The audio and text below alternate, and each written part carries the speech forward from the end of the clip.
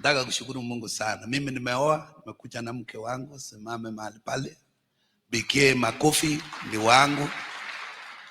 Asante sana. Sisi tumeishi na yeye 42 years. Yeah. Mungu ametubariki na watoto 4 wakubwa kiasi. Na wote wameoa na kuolewa. Na pia wametupatia wajukuu. Tayari wenye wameingia ni 10 na bado tunatarajia wengine. So nataka kushukuru Mungu sana. Asante sana askofu kwa mwaliko. Your Excellency, ulipokumbushwa juu ya hapa Kiemng'ane ulinibelgeo Marakwet. Tutasema nini juu ya Kapsowar?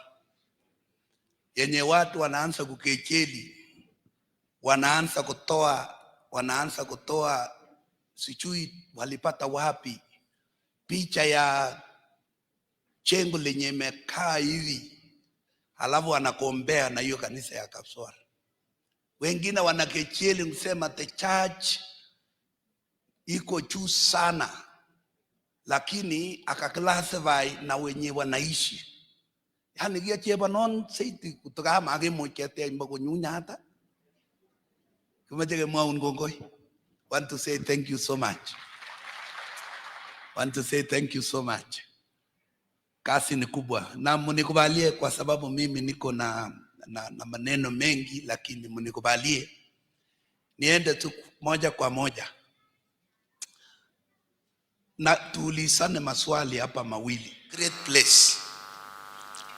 The sanctuary is a sacred place, devoted and dedicated to a deity for religious and national purposes. This church is not only for the church, it is not only for worship. It is also part of the national issues.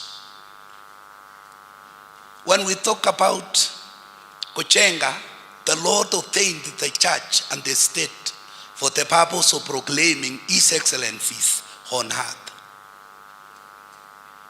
Kuna serikali mbili tu dunia.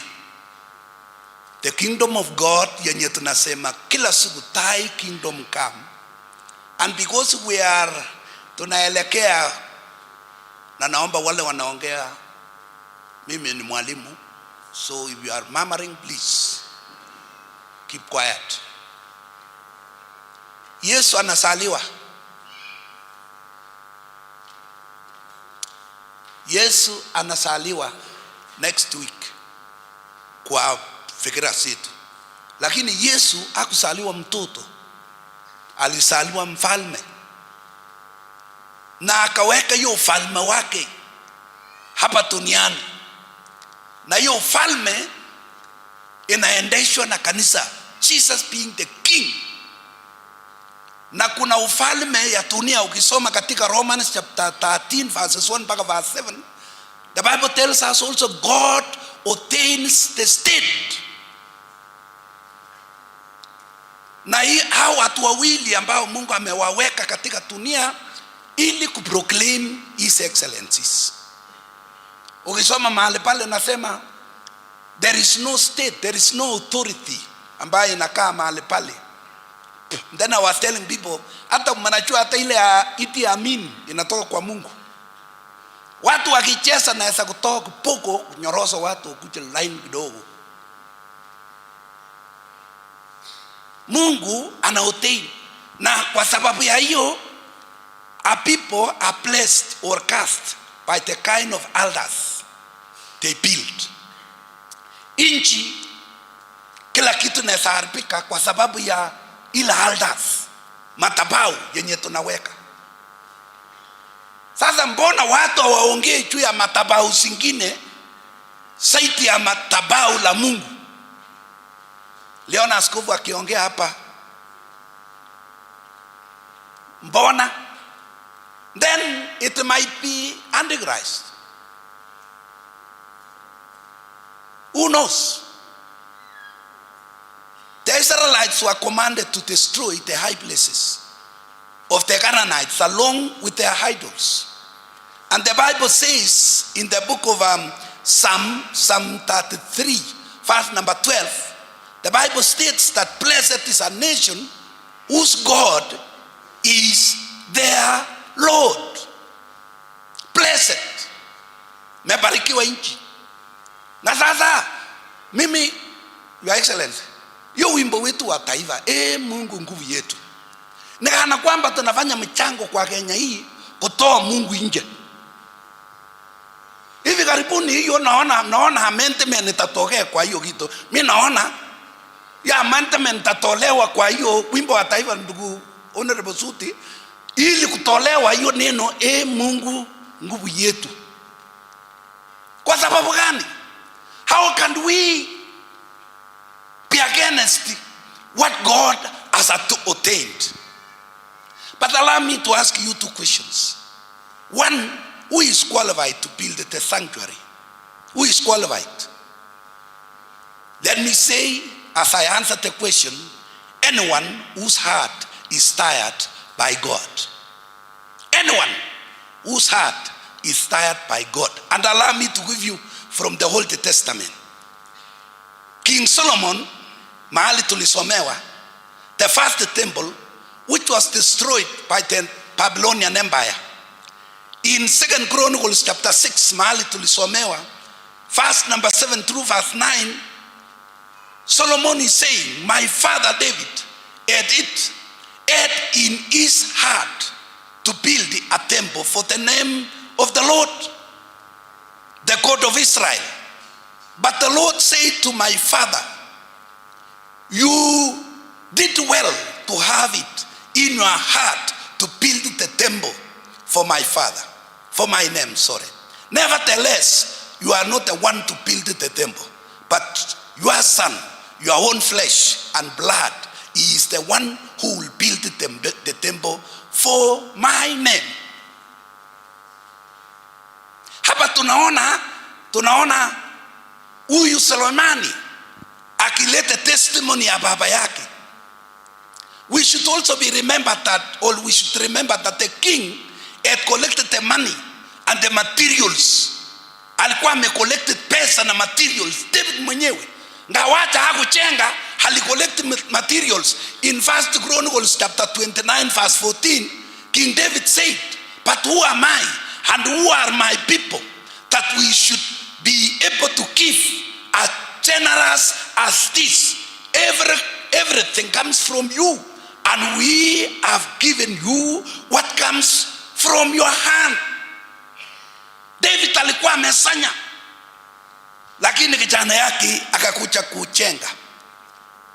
Example number 2 is King Cyrus. King Cyrus, the second temple after captivity. Baada ya Wanaisraeli kurudi nyumbani, God spoke to King Cyrus na akaambia hivi, in the first year of Cyrus, king of Persia, in order to fulfill the words of the Lord spoken by Jeremiah, the Lord moved the heart of Cyrus and said, the Lord, the God of heaven, has appointed me to build a temple for him at Jerusalem in Judah. Askofu alipotaja, even some of them are pagans, lakini he is testifying. Ana testify na kusema, Mungu, God has tired my heart na niende kuchenga. It did not originated from the Jews. It originated from this pagan king. Na kusema Mungu, na akasema, so that the fulfillment of the words of Jeremiah. That's why nasema naonekana hata kwa nchi we want to be anti-prophecy. Ili the spoken words of Jeremiah will be fulfilled. The third one is King Herod. Na hapa watu wanaita the third temple, but it was not the third temple. It was the continuation of the second temple.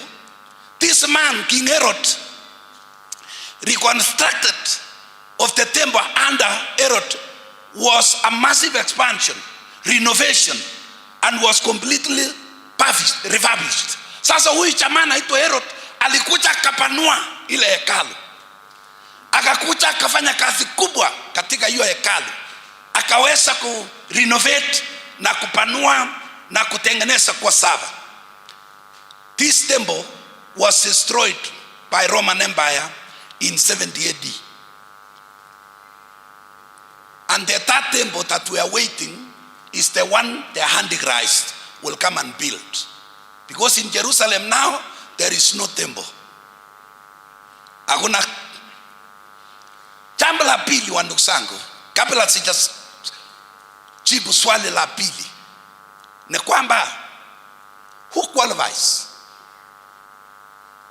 Who qualifies? It is anyone yenye Mungu amestaya moyoni mwake. Tunapojenga mahekalu haya, atujengi for prestige. Sio kitu ya kuchifuna nayo. Ni mahali, na nitawaambieni reasons why are we building it. So ningependa kuomba nchi, tafadhali, as the bishop has said, let us not mix issues ya personal issues na mambo ya kiroho na mambo ya Mungu. Wana wa Israeli walichukuliwa captivity kwa sababu ya kucheza na hekalu ya Mungu na kucheza na mambo ya Mungu. Allow me to mention some few things or reasons as to why we built these sanctuaries. Number one, it is a place for offering sacrifices and worship. Na mahali pa kutoa matabiu. Oligibele gorosek. Kwa kapchi ni magumi goros. Emet ni magebele gorosek. Iyo inchi tagahaje. Wala magumi goros. Anyama wa ndugu zangu, it's a place na mahali pa kutoa sadaka zetu za kutukuza Mungu, fungu zetu, watoto wetu wanaingia hapa, we dedicate our children. Sasa mnatuambia kwamba, and your excellency, nilikusikia jana ukiongea Mombasa juu ya mambo ya parenting na watoto kutunzwa, na wajua kila mahali imekuwa materialistic. It is only the church olitumigegire nige moja this thing is wrong. Nganda mi policies kuna pressures kutoka nje hii ya human right ya kusema haki ya mtoto. Wajua there is a great problem kwamba mwalimu amekuwa disarmed, hata maaskari hawa wamekuwa disarmed. Hata unakuta askari anaambia a criminal, I beg to arrest you. How do you beg a criminal yenye amekoko? You know, those are precious yenye inaanza kufinya, inafinya ile uwezo yenye Mungu alilete. So kitu ile ningependa kutacha ni kwamba kwa nini tuchenge ili tuweze kutoa sadaka zetu. Then the king in 2 Chronicles chapter 7 verse 1 through verses 7, lakini nitakuhusia verse number 4 and 5. The Bible says the king and all the people offered sacrifices before the Lord. And the king Solomon offered a sacrifice of, get me very right, a sacrifice of 2,000 head of cattle and 120,000 sheep and goats. Atachoto 20,000 heads of cattle. Huyu mfalme anatoa ng'ombe 20,000, akatoa mbuzi pamoja na kondoo 120,000. Kwani mambo ya kutoa kwa kanisa ilianza juzi? So we want to challenge, and in fact CCIC, we are presbyter, mutatusamea, sisi we are presbyter in governance. Imambo ya kuongea sijui askofu hata imetokea wapi. Wajua hii kanisa ya IC si sana kupiga kelele because we are presbyter, but we want to ask na tuombe nchi yetu ya kwamba kanisa hisi si mahali pa, it's not mahali pa kujichengea China, ni mahali pa kuabudu Mungu, na mahali pa kutoa sadaka zetu. Makofi kwa Bwana Yesu. Ni mahali ulikubele kurusik, hii mambo ikawa namna gani, tunaenda kanisani. Your Excellency, let me remind you something. Kwa sababu pastor huyu bishop amechokora maneno hapa. Let me remind you something. Wacho wakati ile nyinyi mlikuwa hek, mlijaribu diplomacy, haikuwezekana.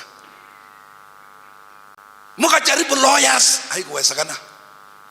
Mkajaribu nini, haikuwezekana. At the end of the day, kanisa ombeni. Na kweli kaombwa,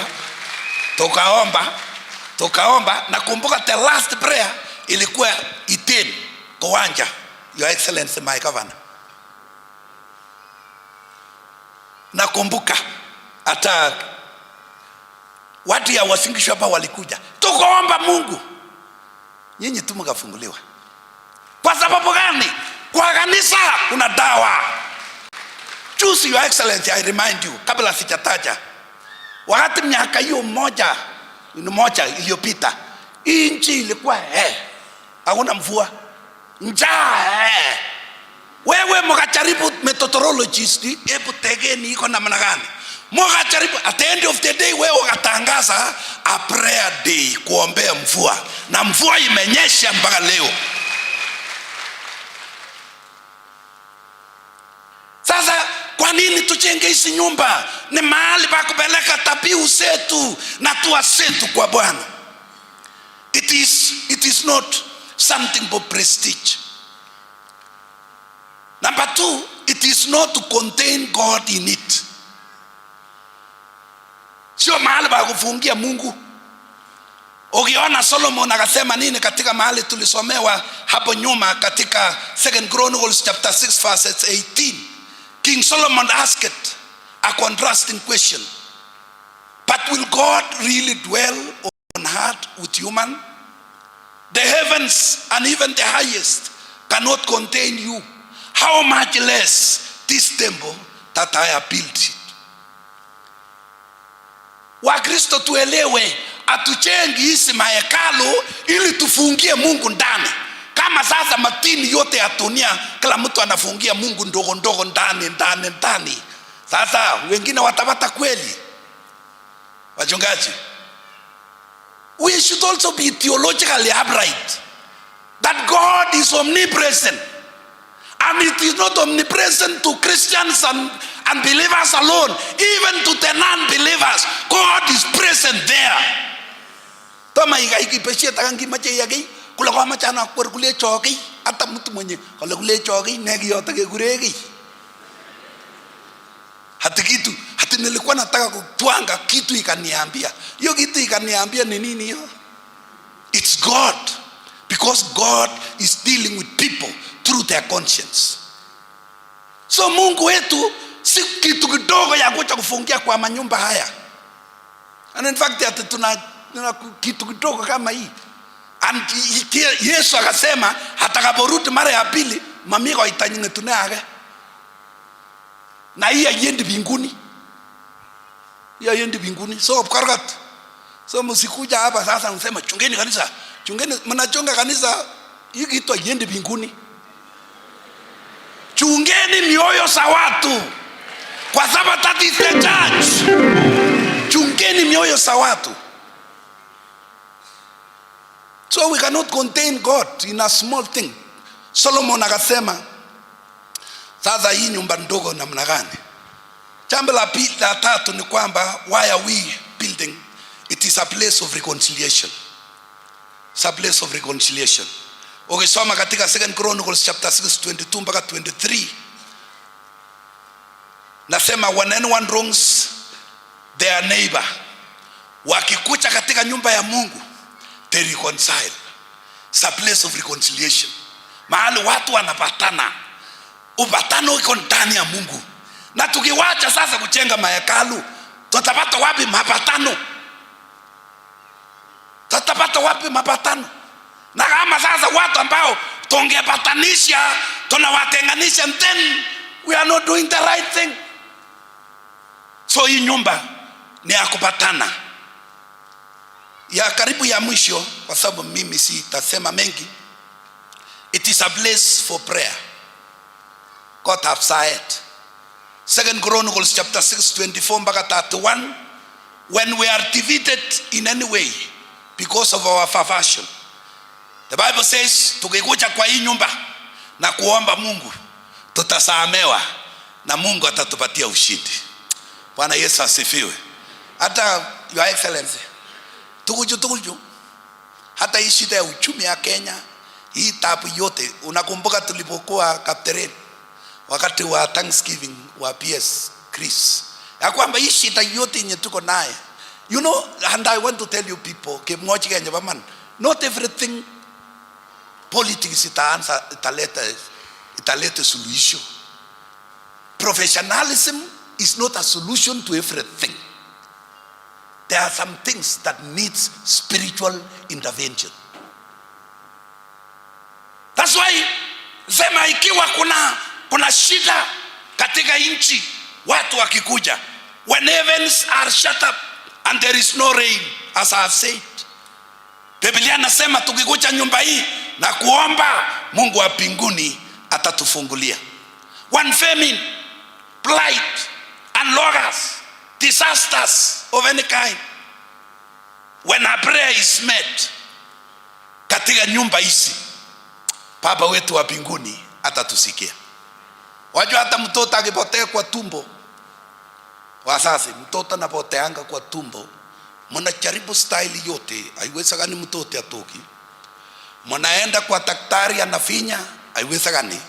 Mnaenda ya kienyeji huko kwetu mara kwetu naita mnakula chebelel, mtoto hakuna.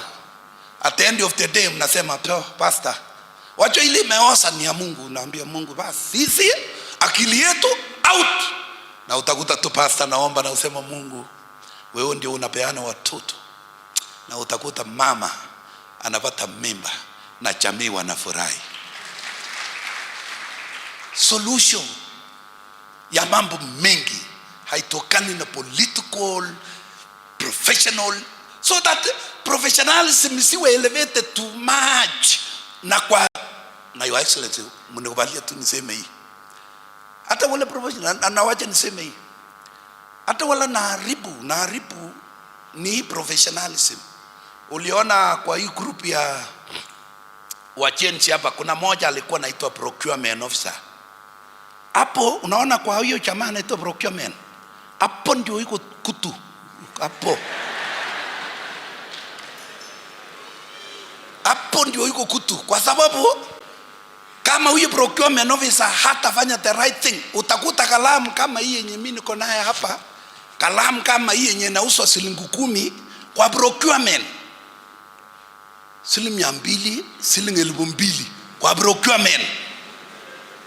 Sasa mimi najua kogo kweli kogo, na yule achaenda shule anajua hii maneno ya procurement. So nani huyu? PQ. Wandugu zangu, nataka kuwaomba ya kwamba hii nyumba tukikucha hapa na kuomba Mungu atusaidie. The Bible says righteousness exalts a nation, but perversion is a disgrace to everybody. Wacha nimalize kwa kusema kwamba it is for everyone. This house is for everyone. Even foreigners, they are allowed to come here and pray. Hata wale si wa Kristo. Biblia anasema hata wale walevi wanapopita hapo. Sijui kama mnajua walevi wanapotokea pande ile, anakuja anapiga kelele, kufika hapa ananyamaza. Na usema mimi najua hapa ni nyumba ya Mungu. Na Mungu saidia kabisa, na anapita hapo polepole anaongelesha Mungu. Msidharau hao watu. Hao watu, they are members of this house. Do you know that they are members of this house? They are members na wanajua. So mimi nataka tu nimalize kwa kusema kwamba Mungu atubariki, ya kwamba tuchenga mahekalu haya si prestige. Mimi najua kama vile askofu ametaja, majina yenu iliharibika. Hata juzi, Your Excellency, you are humiliated. Lakini don't worry about. Hata kuna Sambalat na Topia. Musiogope, musirudi nyuma, musikubali Sambalat na Topia kutake over. Nehemiah akasema, how can we leave such a noble task na kuja kuongea na nyinyi? Hata mimi naomba mwaka ujao, mwaka mpya, fungulia sisi matoleo ya kanisa peke yake, tuache hii ingine hii. Kwa sababu gani? Hatuwezi kupingana na Mungu mwenye ametubariki na ametuinua katika utukufu lake mpaka penye tuko. So tusirudi nyuma. Juzi mimi nikaambia Wakristo, hakuna, tunakaa ngumu. Na tumekaa ngumu kweli. Tumekaa ngumu. Hakuna, sisi tunaenda mbele. Tuliokoka Bwana na tunajua penye tunaenda. So Mungu awabariki sana, Mungu awainue sana.